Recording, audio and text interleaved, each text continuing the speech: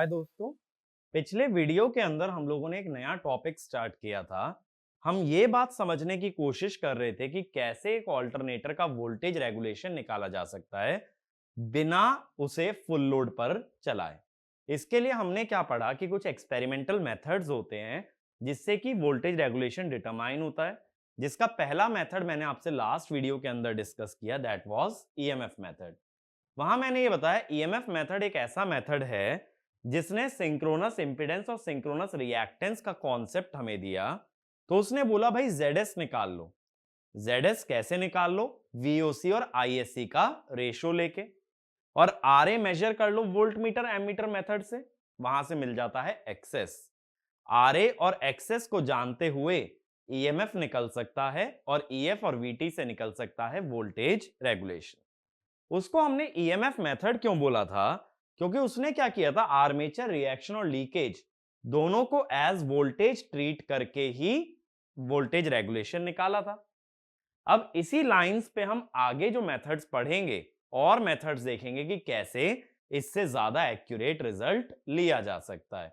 क्योंकि मैंने ये भी आपको साथ साथ बताया था कि ईएमएफ मेथड एक्यूरेट नहीं होता just because it is a pessimistic method. It gives results more than the actual value. तो आज हम लोग जो पहला मेथड पढ़ने वाले हैं that is basically your MMF method. ठीक है। अब जैसे ईएमएफ मेथड क्या करता है, आर्मेचर रिएक्शन और लीकेज दोनों को किस में कन्वर्ट कर देता है? वोल्टेज में, ईएमएफ में। ऐसे ही एमएमएफ मेथड हमारा क्या करता है, दोनों को एमएमएफ के टर्म्स में ही कंसीडर करता है। ठीक है। तो इसमें लिखना, in MMF method both armature reaction and leakage are considered in terms of MMF instead of EMF। ठीक है। अब ये कैसे? देखो, EMF की अगर इक्वेशन लिखी जाए एक ऑल्टरनेटर के अंदर तो क्या क्या एलिमेंट्स होते हैं? VT plus IARA plus JIA XAL plus JIA XAR।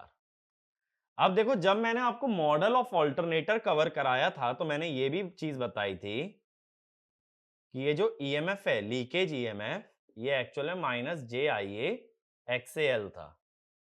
क्योंकि EMF lags flux by 90 degree, इसीलिए माइनस साइन आया था। ऐसे ही मैंने बताया था ई ए आर जो था वो minus J I A X A are आया था। अब अगर उल्टा जाना स्टार्ट करो तो EF is basically VT plus IARA minus EAL minus EAR, ऐसा हो जाएगा। अब क्या करते हैं, देखो, assume assume machine is unsaturated. अब ऐसा मान लो कि जनरेटर में सैचुरेशन नहीं आया है। अगर जनरेटर में सैचुरेशन नहीं आया है तो ईएमएफ फ्लक्स के प्रोपोर्शनल है, जो खुद किसके प्रोपोर्शनल होगा? एमएमएफ के। भाई, फ्लक्स और एमएमएफ तभी प्रोपोर्शनल हो सकते हैं जब रिलक्टेंस कांस्टेंट रहे। रिलक्टेंस कांस्टेंट होने का मतलब देयर इज नो सैचुरेशन। तो हम ये कह देते हैं ईएमएफ इज माइनस जे के एफ। माइनस जे क्यों? EMF lags flux by 90 degree. ठीक है। तो इसीलिए माइनस जे आएगा और प्रोपोर्शनैलिटी कांस्टेंट हमने लिख दिया के। अब मेरे पास पूरी इक्वेशन ईएमएफ की टर्म्स में है, लेकिन मुझे जाना किस में है? एमएमएफ। तो पूरी इक्वेशन को डिवाइड कर दो माइनस जे के से, तो लिखोगे क्या? EF बाय माइनस जे के VT प्लस IARA।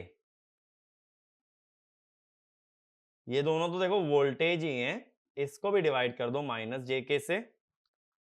फिर माइनस EAL बाय माइनस जे के माइनस EAR बाय माइनस जे के। अब EF से जो MMF निकलेगा वो होगा FF। ये हो गया FF। ऐसा एक्चुअल में कौन सा MMF है ये? जो MMF फील्ड वाइंडिंग बनाती है। अब VT प्लस IARA को जब माइनस JK से डिवाइड करोगे तो ये कोई एक्चुअल MMF नहीं देता, ये एक MMF दे देता है जिसको हाइपोथेटिकली कह दिया जाता है FR1, क्योंकि इसकी जो यूनिट आएगी ना वो MMF वाली आएगी। ऐसा कोई MMF नहीं होता जिससे कि VT plus IARA voltage induce हो। एक चीज सोचो ना, ये इंड्यूस्ड EMF थोड़ी ना है। VT है टर्मिनल वोल्टेज, IARA है वाइंडिंग में रेजिस्टेंस का ड्रॉप, ये इंड्यूस्ड वोल्टेज नहीं है।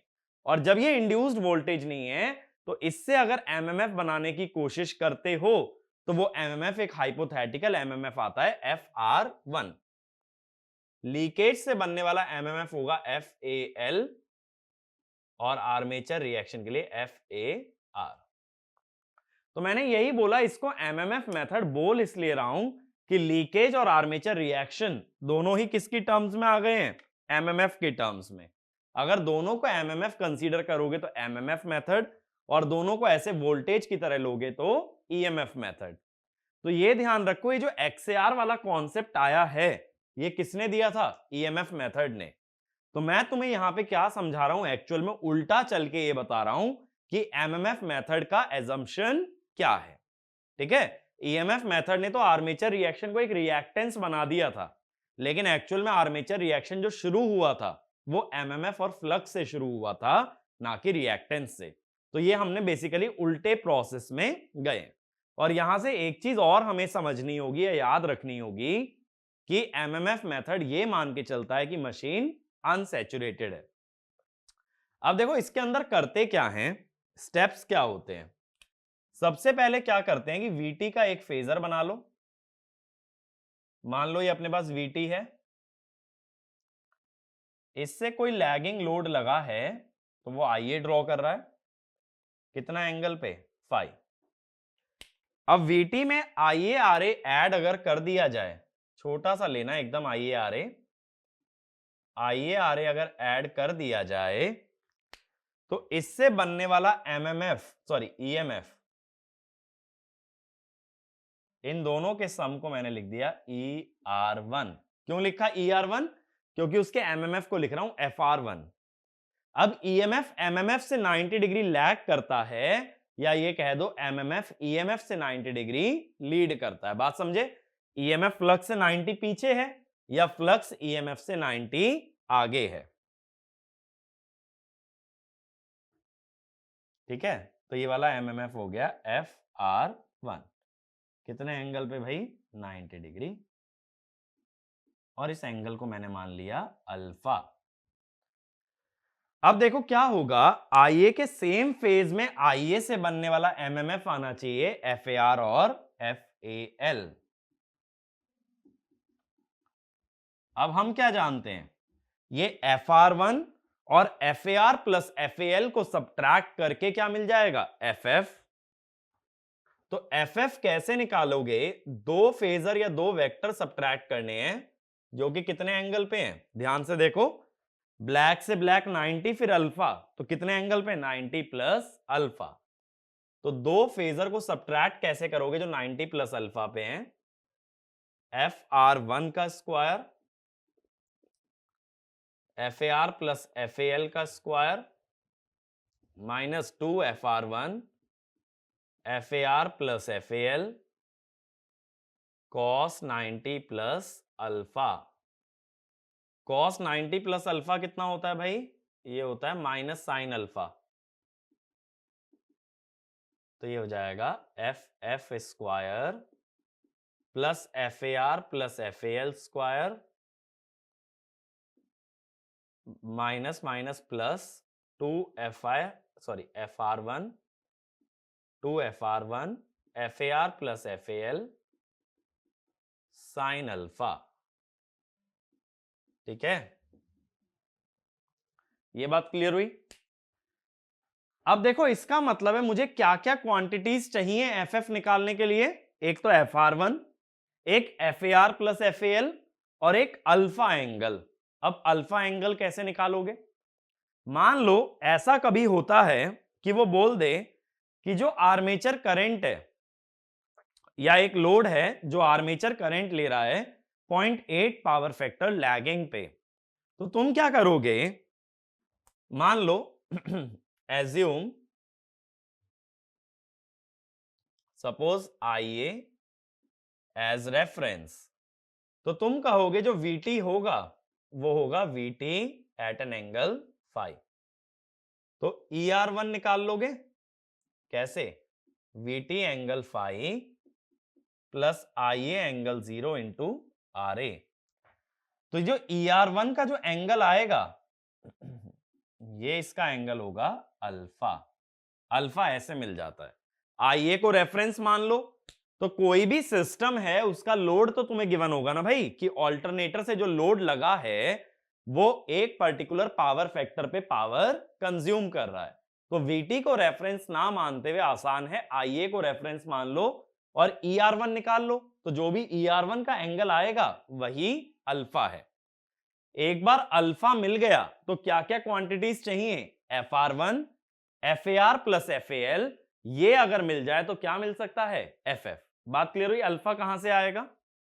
इतना क्लियर है ना? ये रब कर दूं तो एक पॉइंट लिखना, in this method we do not directly derive the induced EMF, but we try to find field MMF by the use of FR1 and FAR plus FAL oriented at an angle 90 plus alpha. Next point, the angle alpha can be determined by finding the voltage ER1 from VT and IARA, and then we only need FR1 and FAR plus FAL. अब MMF निकालने बचे हैं, उनके बीच का angle हमें clear है। अब steps लिखो, अब ये MMF आते कैसे हैं? तो इसमें लिखो, फर्स्ट लिखना प्लॉट OCC एंड SCC, पहला स्टेप। दूसरा, find ER1 equal to VT plus IARA and assume OCC gives correct relation between ER1 and FR1. Assume OCC gives correct relation between ER1 and FR1. Then find FR1 using OCC. अभी graphically ये सारे step समझाऊंगा, ठीक है? अगला point, for a given value of IA find FAR plus FAL either using SCC or using ZPFC, ठीक है? Step 4, find FF using the equation described, ये इक्वेशन मैं बता चुका हूं ना, इसलिए लिख रहा हूं using the equation described, and find corresponding EF from OCC to find the voltage regulation, ठीक है? बात क्लियर हुई? FF आने के बाद EF निकाल लोगे किससे? OCC से। EF और VT मिल जाने के बाद क्या मिल गया तुम्हें? Voltage regulation. कहीं भी मशीन को फुल लोड पे नहीं चलाना पड़ा। अब देखें, देखो, अब मैं कहता हूं कनेक्ट, अगर ZPFC का यूज करना है, connect a ZPF load to alternator that draws desired IA। जितने IA पे तुम्हें वोल्टेज रेगुलेशन निकालनी है उतना ही IA हमारा लोड लेना चाहिए। बात समझ रहे हो?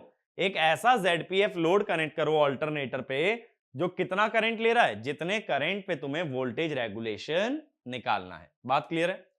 अब देखो क्या होगा, मैं यहां फिगर बना के समझाता हूं। सबसे पहले देखो, ये VT का फेजर मैंने बना लिया और IA इससे 90 डिग्री लैग कर रहा है। ये हो गया अपना IA, कितना लैग कर रहा है 90 डिग्री। अब VT में IARA को ना ऐड कर लो, छोटा सा ले लो, एकदम छोटा सा ले लो IARA और इसको ऐड कर लो।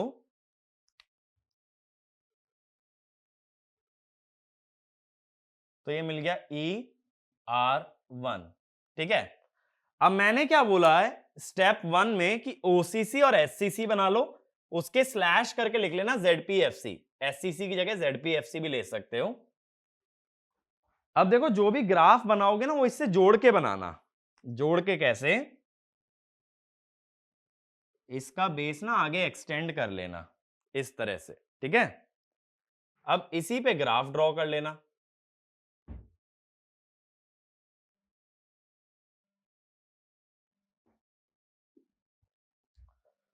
अब यहां आता है VT और यहां IF या फिर FF। फील्ड करंट भी हो सकता है, MMF भी हो सकता है।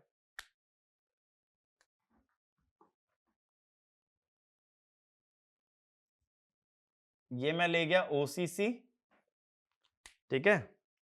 इससे थोड़े डिस्टेंस पे ले लो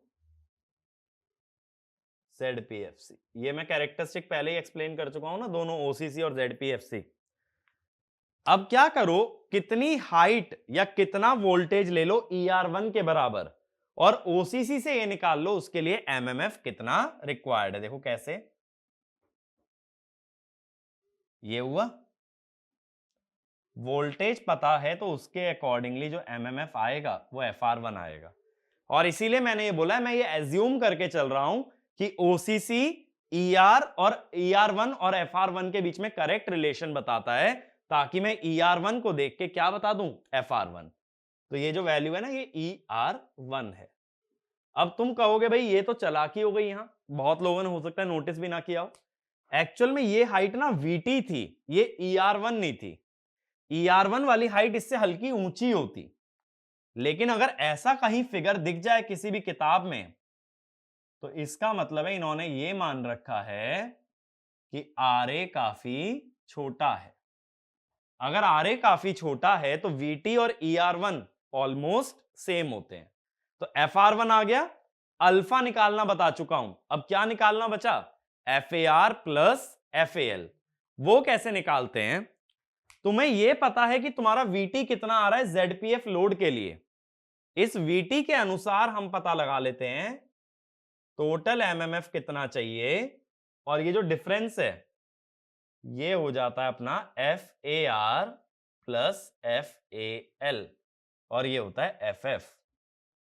ऐसा इसलिए देखो ER1 के परपेंडिकुलर होता है अपना FR1, ये होता है IA के सेम फेज में होता है FAR plus FAL।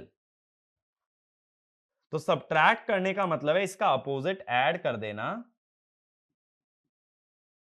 FAR plus FAL, ये हो जाता है FF। तो ऑलमोस्ट FR1 और FAR प्लस FAL का जो सम होता है वही FF होता है। तो ये डिफरेंस मेजर करके क्या मिल गया? FAR प्लस FAL, और पहले वाले इंटरसेक्शन से क्या मिल गया? FR1। दोनों मिल गए, अल्फा पता है, क्या निकाल दोगे? FF। ये मत सोचना यही FF ले लोगे, ये FF तो जीरो पावर फैक्टर लोड के लिए है, लेकिन लोड का पावर फैक्टर कुछ भी हो सकता है। तो ये FF हमारा आंसर नहीं है, हमें सिर्फ यहां से दोनों के बीच का गैप देखना है, और वो गैप क्या बताएगा? FAR plus FAL। और FR1 भी मिल गया, FR1 पता है, FAR प्लस FAL पता है। इनका एडिशन कैसे करोगे? जो इक्वेशन अभी मैंने तुम्हें पैरेललोग्राम लॉ वाली लिखवाई थी, √a² plus b² minus 2ab cos 90 plus alpha, उसकी मदद से FF आएगा। और FF देखते हुए क्या निकाल दोगे? EF।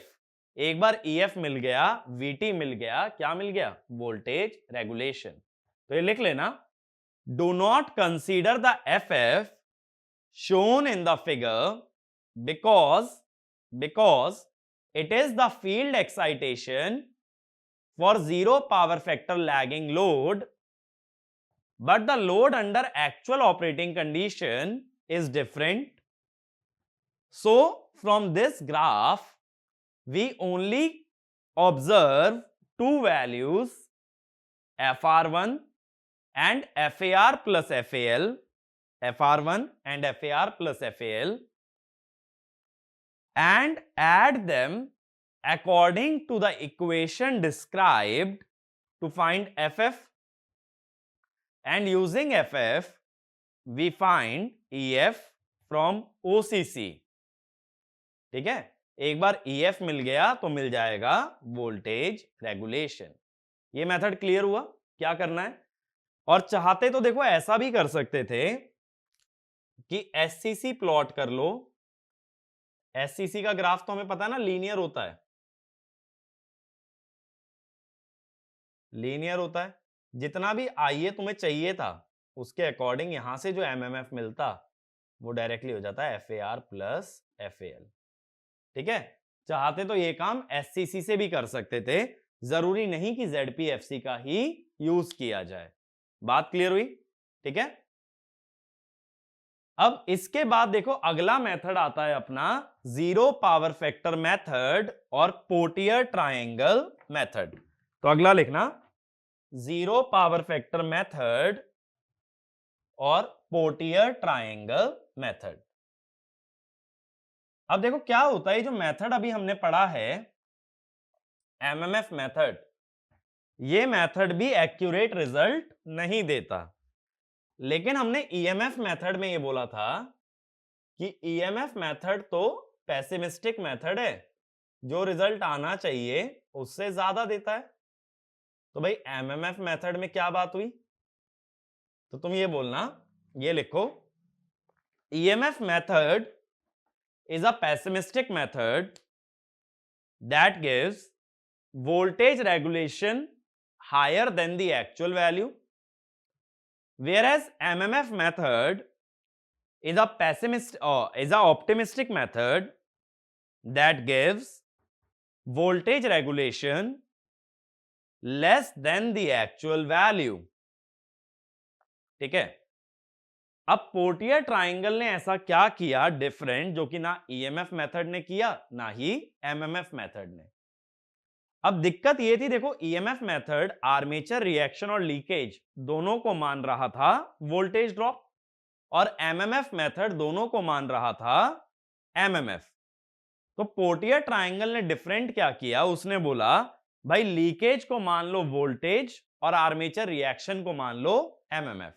दोनों को एक सिंगल मेथड की तरह या सिंगल क्वांटिटी की तरह ना देखा जाए, तो इसलिए इससे आने वाला रिजल्ट ज्यादा एक्यूरेट होता है as compare to your EMF और MMF मेथड। तो इसमें लिखना, Potier triangle considers leakage as a voltage drop and armature reaction in terms of MMF,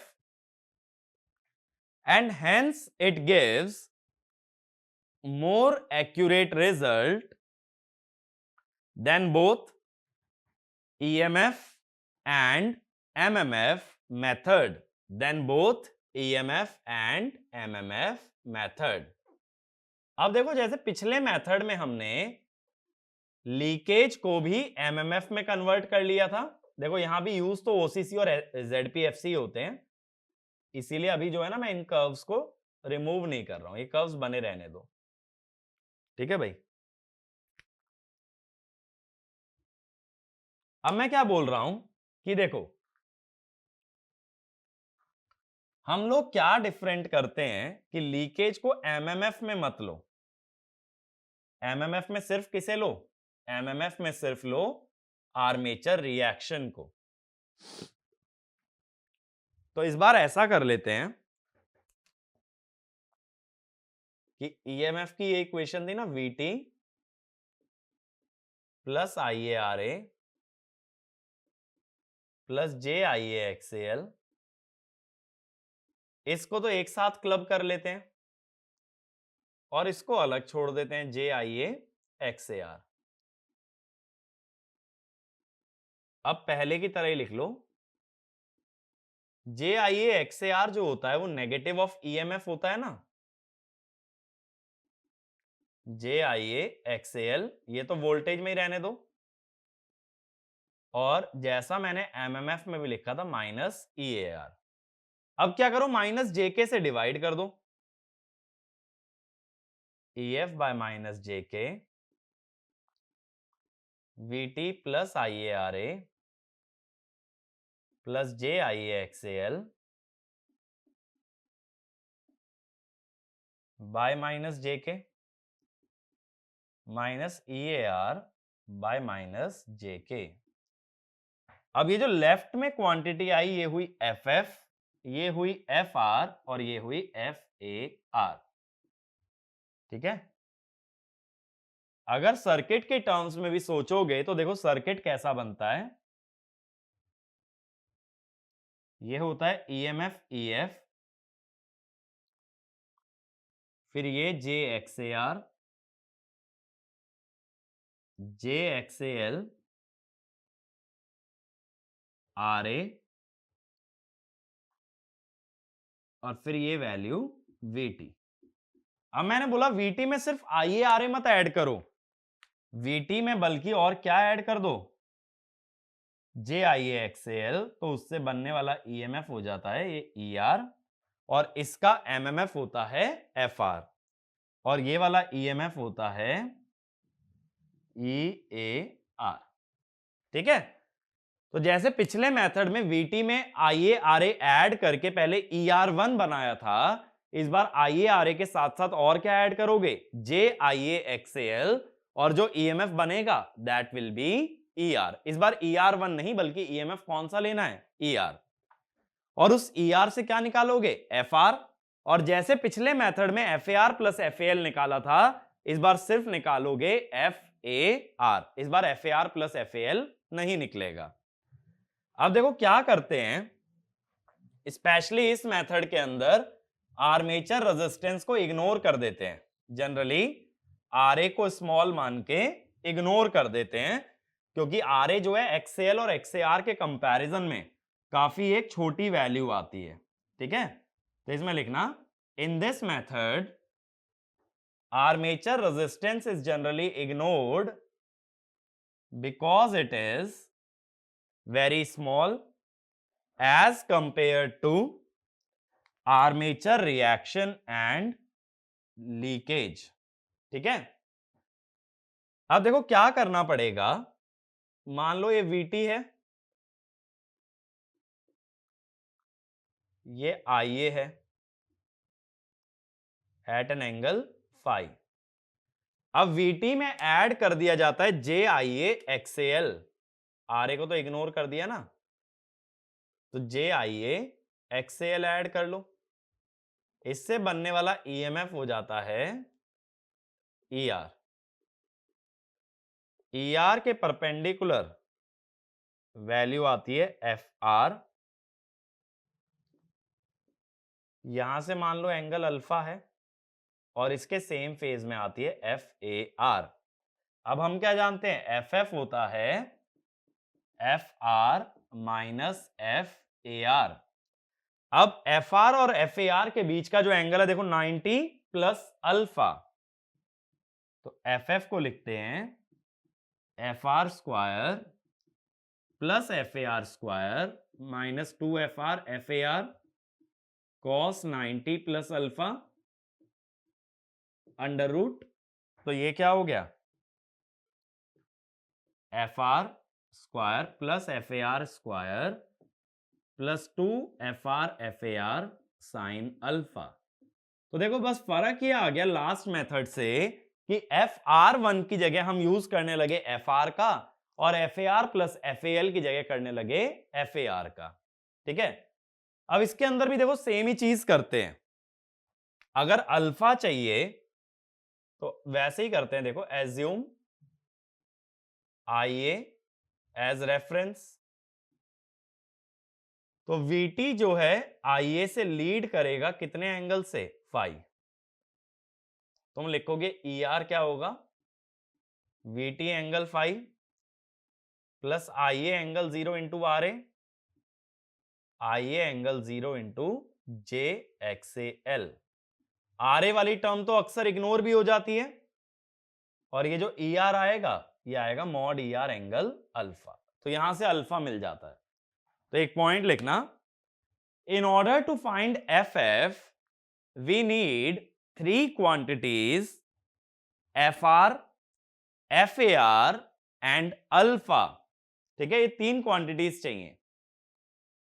using phasor addition of VT and the leakage voltage drop, we can find ER and hence we can find the angle alpha। ठीक है, तो angle alpha भी निकाला जा सकता है। अब angle alpha आने के बाद 2 क्वांटिटीज बचती हैं, FR और FAR। तो नेक्स्ट लिखना, steps to determine voltage regulation using Potier triangle method.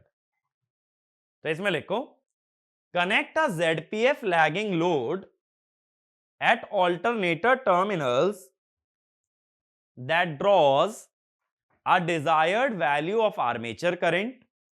एक ऐसा लोड कनेक्ट कर दो जो जितना आर्मेचर करंट पे तुम्हें मशीन चलानी है उतना ही करंट ड्रॉ करे। Next step 2, find ER using VT plus JIA/XAL। देखो अब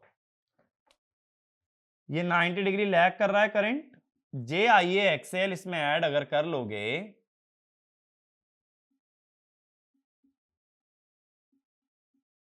थोड़ा सा इसको छोटा कर लेते हैं, तो ये जो रिजल्टेंट आएगा दैट विल बी ER। ठीक है, तो ER किससे निकल गया हमारा, VT प्लस JIA/XAL से, क्योंकि RA इग्नोर्ड है। Step 3, assume OCC gives correct relation between ER and FR, so find FR using OCC। जैसे पिछली बार FR1 निकाला था, इस बार मैं ये बोल रहा हूं कि FR निकाल लो OCC से। ठीक है, FR निकाल सकते हैं OCC से, और ZPFC को ना मैं थोड़ा और नीचे कर लेता हूं, या एक काम करो VT को ना थोड़ा ऊंचा कर लो, वरना ये रिजल्ट एकदम अनरियलिस्टिक रह जाएगा। VT थोड़ा बड़ा रहेगा और JIA/XAL थोड़ा छोटा रहेगा।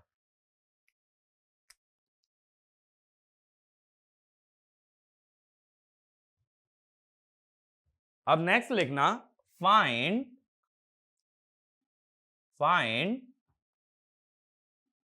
FF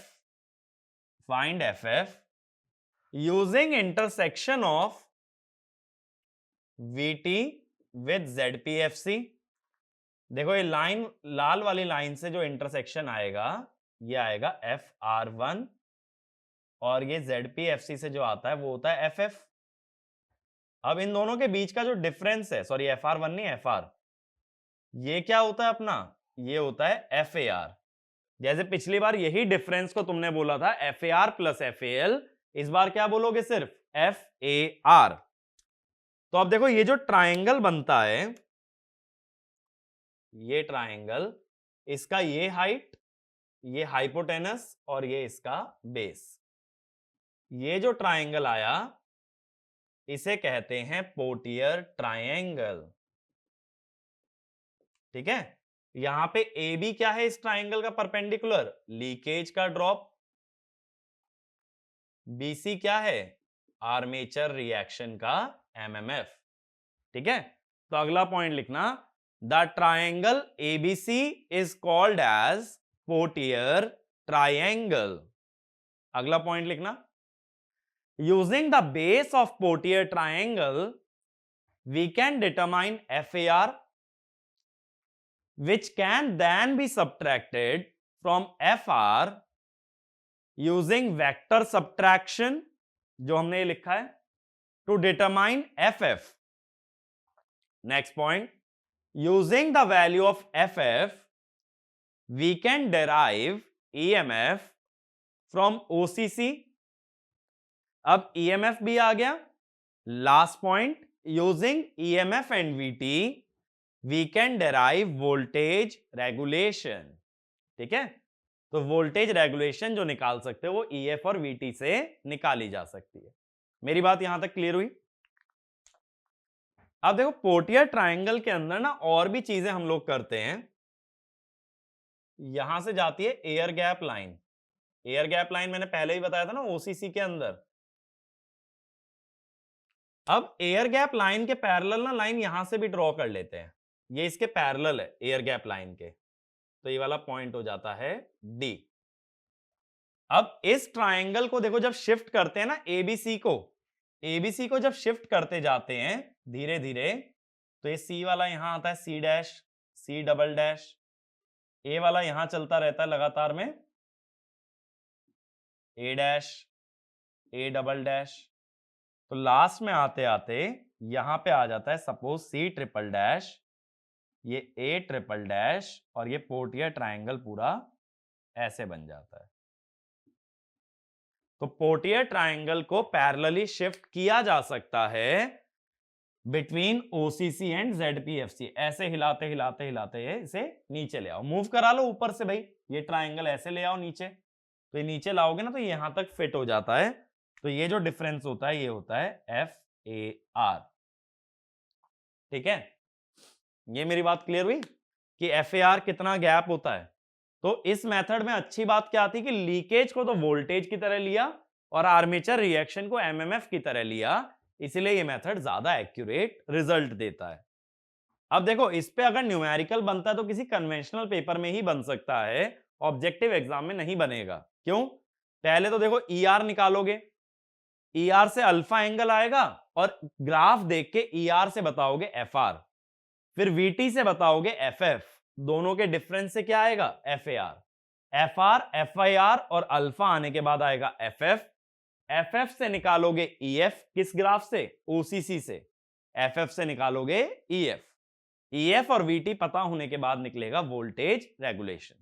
तो ये सारे मेथड जो डिस्कस कर रहे हैं ये सब प्रैक्टिकल मेथड है, ये सब तुम एग्जाम के अंदर पूरा अप्लाई कर पाओ कम चांस है, लेकिन इस पे छोटे छोटे क्वेश्चन बन सकते हैं। जैसे मैं ये कह सकता हूं हाइट ऑफ पोर्टियर ट्रायंगल क्या बताता है, तो तुरंत आंसर आना चाहिए it gives the leakage voltage drop. मैं कहूं बेस ऑफ पोर्टियर ट्रायंगल क्या बताता है, तुम कहोगे इट गिव्स आर्मेचर रिएक्शन। ठीक है, ये बात क्लियर हुई? ठीक है, ऐसे ही एक बार एक क्वेश्चन आया था कि ओसीसी और जेडपीएफसी में जो टोटल गैप है ए ई, ये टोटल गैप क्या है? ये टोटल गैप है टोटल वोल्टेज ड्रॉप, यानी आर्मेचर रिएक्शन प्लस लीकेज। अगर सिर्फ बी तक लोगे तो लीकेज है, ई तक लोगे तो टोटल वोल्टेज ड्रॉप है जो कि है आर्मेचर रिएक्शन प्लस लीकेज। एक पॉइंट ये भी लिख लेना, the vertical distance between OCC and ZPFC gives the total voltage drop, gives the total voltage drop across armature reaction and leakage। ठीक है, तो ये मेथड बाकी दोनों से ज्यादा एक्यूरेट है। लास्ट लिखना, American standard association method, American standard association method. अब देखो इन सभी मेथड में मैं एक एजम्पशन ले रहा था कि ओसीसी सही रिलेशन देता है हर ईएमएफ और एमएमएफ के बीच में, ईएफ और एफएफ, ईआर और एफआर सबके बीच में। लेकिन एएसए मेथड क्या करता है, सैचुरेशन की वजह से जो चेंजेस आते हैं उसको भी as a voltage drop consider करता है। तो ये मोस्ट एक्यूरेट मेथड है, इसको ज्यादा डिटेल में कवर करने की जरूरत नहीं है, सिर्फ एक लाइन लिख लो, ASA method considers saturation effect as a separate voltage drop, so it is most accurate of all the methods, most accurate of all the methods। अब नेक्स्ट लिखना, the voltage regulation in descending order is, पहला लिखो EMF method greater than ASA, greater than Portier triangle, greater than MMF method. यानी upper limit जो है voltage regulation की कौन बता रहा है, ईएमएफ मेथड, और लोअर लिमिट कौन बता रहा है, एमएमएफ मेथड। और मोस्ट एक्यूरेट चारों में एएसए, और मेन 3 मेथड में पोर्टियर ट्रायंगल।